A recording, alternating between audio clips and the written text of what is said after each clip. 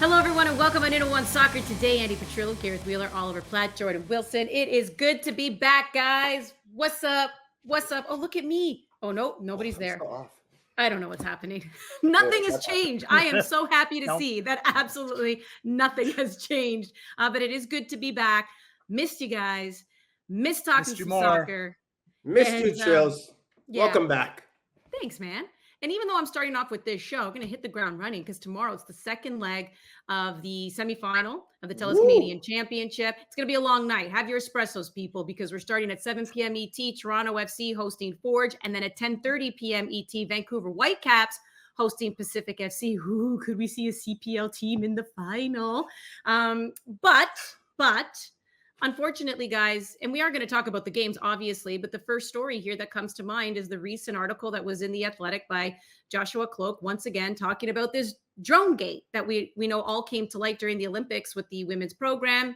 And of course, there was an email that came out during FIFA's investigation of Bev Priestman, alluding to a fact that there was a robust program on the men's side of drones. So right away, you start thinking of John Herdman, and there's been other incidences along the way. So when you hear in this article that allegedly a drone was flown over Forge FC's practice before the first leg, you start to go, uh-oh. Now, it is worth noting that in this article, there was no proof of who was flying it. They don't know who that drone belongs to. But right away, people just start to, have the wheel spin, and you just start to connect the dots just a little bit here. And this ends up, Ollie, unfortunately, becoming a story heading into the second leg. Based on that Athletic article, just what do you make of all of this and the potential fallout, I guess, for John Herdman?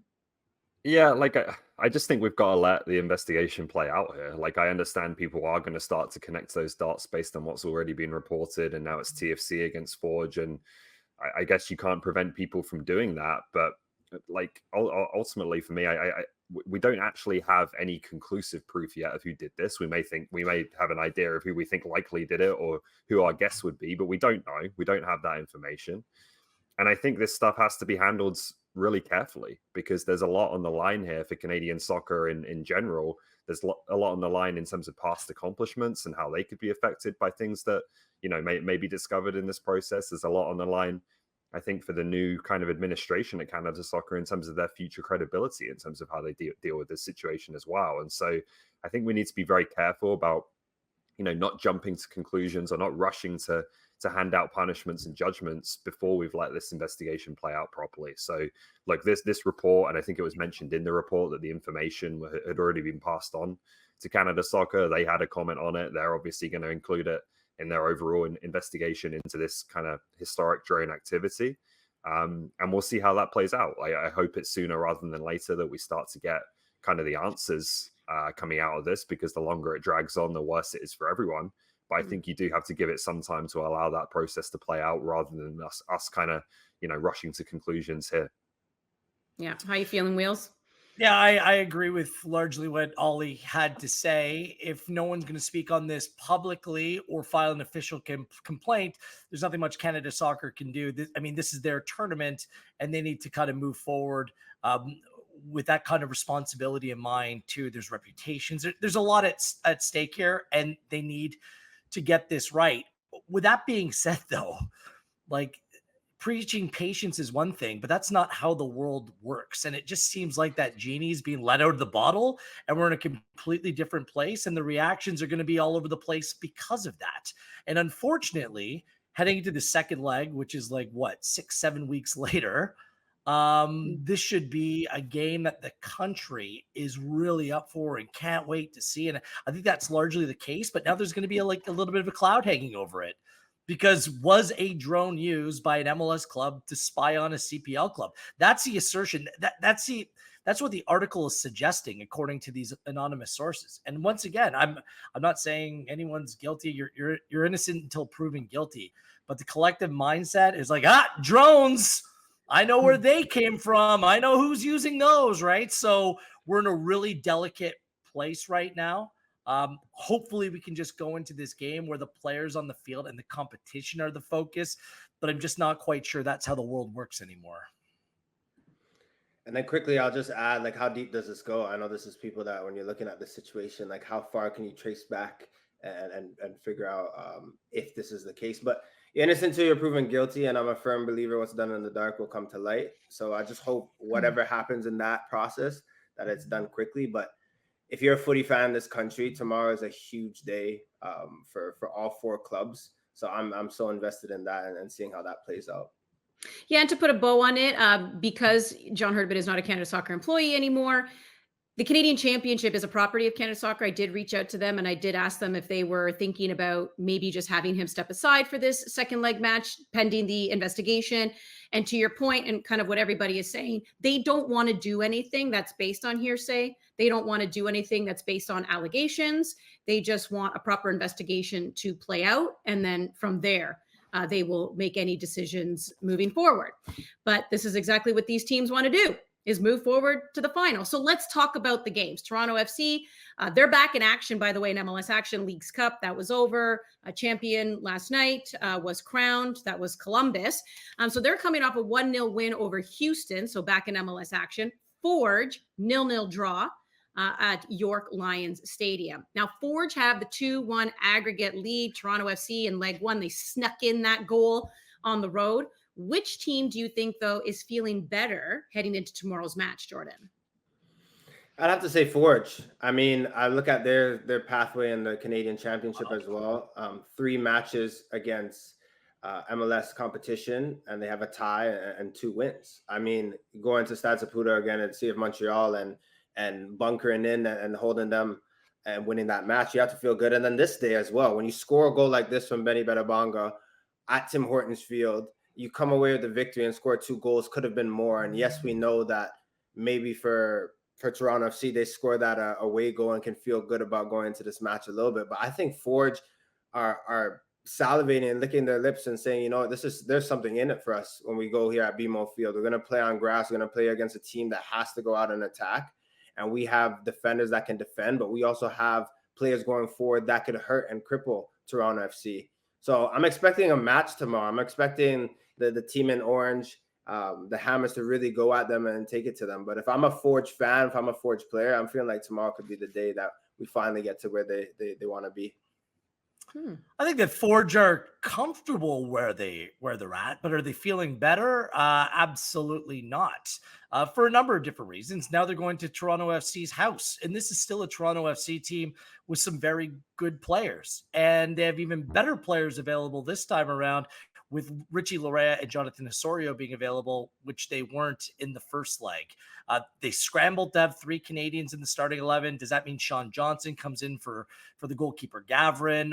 We'll see what that looks like, because, I mean, the TFC team that won on the weekend in Houston only had 2 Canadians in their starting 11, and you need to play 3 for this upcoming game. The fact that TFC got that goal right at the death, and, you know, there's probably a foul there. Prince Owusu, who didn't start that game, ended up scoring that goal. He'll most likely be back into the team as well. And if you're Forge, Kwesi Poku's gone now. Like, this is a substantial loss. And Campbell and Hamilton are very good strikers, but they're of a very different mold than Poku. And he was a pain to deal with and scored a really good goal in that first leg as well. So there's a number of reasons. Like, look, payroll resources, we all understand the reality here. For me, Forge has nothing to lose going into this game. They have a goal advantage heading in, all to play for here, and they will not be intimidated. But that doesn't mean that they're feeling better right now than Toronto FC.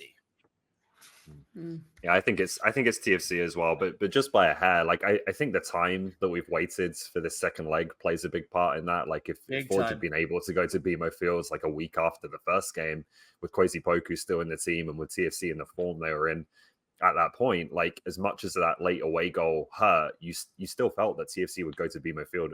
Forge would go to BMO Fields and they'd score, right? And so if they did score, they'd still be in a great position to win that tie. Now you're like, okay, who's going to step up in place of Poku and be that finisher, that difference maker? And things have tightened up a bit for TFC with some of the players they've got back in and the starting 11 they're able to put out now. So I'll go TFC, but not by much. Yeah, I mean, heading into that game really quickly. For Forge. Few names. Quickly, Eddie, I mean, TFC had lost 6 games going into that one and had it 1-9. So the context, because it has been a month and a half, is completely changed. You want to make a prediction there, Jordo? No, I personally think tomorrow Forge are getting the better of TFC. And this, I have to check my bias. And as I said, it's maybe at 10% for rooting for CPL team. I still think I totally agree with Poku that he was dynamite for the squad, but that Forge still have some killers, some tricks up their sleeve, some players that will perform and are ready for that level in that big moment. And I think they'll show it tomorrow. But we'll see. I've been predicting everything right so far in CanChamp. CanChamp's my tournament. It actually has been pretty scary. Yeah, you've been like, it's scary how good you've been. But I will say this, TFC, I think they are a bit of a different team. However, Forge has proven they're mentally tough. Let's not forget it. At CF Montreal, remember that second leg, the rain delay and everything. And we thought, oh no, are they going to lose their momentum? It was like a couple hours. They came out, whatever. To your point, maybe 6-7 weeks, doesn't matter. They'll come out feeling pretty good about themselves against TFC. Either way, got to tune in 7 p.m. ET on One Soccer to find out.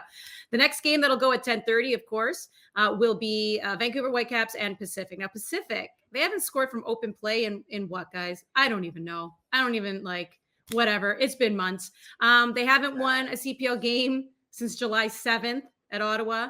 They go into BC, place down 1-0 on aggregate. So anybody, make the case here for Pacific on them winning or tying this, making a game of it, and possibly advancing to the CanChamp final. Wheels, I'll start with you. Make a case for Pacific. It's very difficult right now. I honestly do think that Pacific. That's not how a lawyer opens up their opening statement. He's honest. You want me to do like this? You want me to do this? I love it.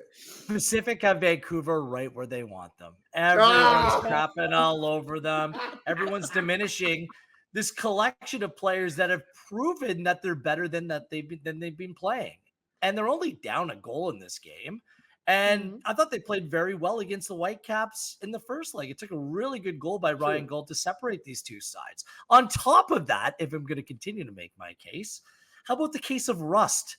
As in the Whitecaps haven't played since August 7th. It's going to be 20 days between competitive matches for the Whitecaps. Add that, toss a little sprinkle of complacency in there potentially. Perhaps a team that have scored 14 goals in just 19 league games. Perhaps they can pull an upset, find a goal, keep things close. Perhaps, just maybe. All right, ladies and gentlemen of the jury, you close your Honor, case. my client is guilty. I rest my case. That's how he was starting off. He got stronger as you went on. Yeah, maybe he did commit the murder. I don't know. Then you turn. I was trying here, okay, guys? You got it. You nailed it. And you brought up some very great points. But now let me ask you this here, Ollie. How shocking would a loss to Pacific be for Vancouver? A huge shock, and it would be a catastrophe for them to throw away potentially winning this tournament again, to a team that's really struggling right now and that they should be beating and taking care of at home to advance to the final. So it would be a massive blow for, I think, kind of the whole project under Vanni Sartini to a certain extent. What I will say about Pacific, the goal scoring has been a huge issue. Obviously, I don't think they've scored a goal from open play since before the first leg of this tie, which is, as we've discussed, going back some time. They were in the game against Cavalry on Saturday. They had a couple of big chances in the first half. Carducci made a great save to deny Bahus on one of them. And then they concede the winning goal in the last minute. So something like that, like a stout enough defensive effort to get very close to a clean sheet, and then a couple of chances the other way, maybe you've got that slim chance of getting to a penalty shootout. I think that's the way they do it. But yeah, they're up against it for sure. Gazdan. All right.